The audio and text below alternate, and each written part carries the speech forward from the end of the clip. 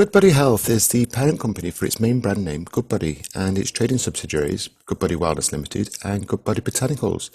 Now, joining us today to tell us more about the company is Goodbody Scientific Advisory Committee Chairman, Professor Clive Page. Clive, good morning to you. Good morning.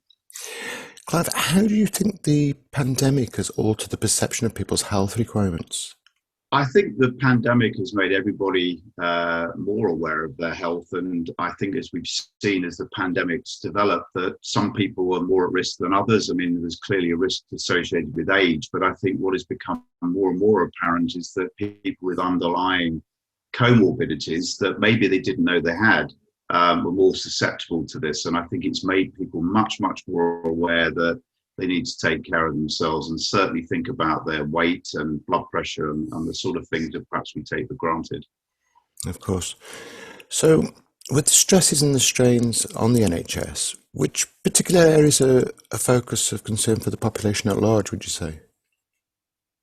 Well, I think generally because there's been so much focus on COVID in the last 2 years that we've perhaps taken our eye off the ball of other chronic diseases and indeed acute diseases, but things like cancer, for example, cardiovascular disease, and getting people assessed for their blood pressure, their lipid status, and whether they're at risk of diabetes and all that follows from that to do with strokes and heart attacks. So I think there's been a lot of stress and strain, and we've got to get back to, I think also get people into the mindset of taking care of themselves a bit more and being aware of some of the risks that they have themselves from their diet, from their quality of life and the sorts of things that they do every day, and actually taking more ownership of their own health so that they take away some of these risks.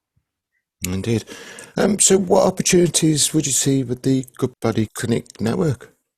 Well, I think what you're doing within the Goodbody network of particularly working with pharmacists and general practitioners to really get people to regularly test for common risk factors around diabetes, blood pressure that result from poor diet, lack of exercise. And I think it's an excellent thing. And I think we should be culturally moving towards identifying people early to prevent some of these things occurring rather than waiting for people to have disease and put pressure on the NHS where we have to start treating people for things that are often preventable. And if we think of smoking, if we stop smoking, we cut down the risk of people who've got lung diseases like COPD.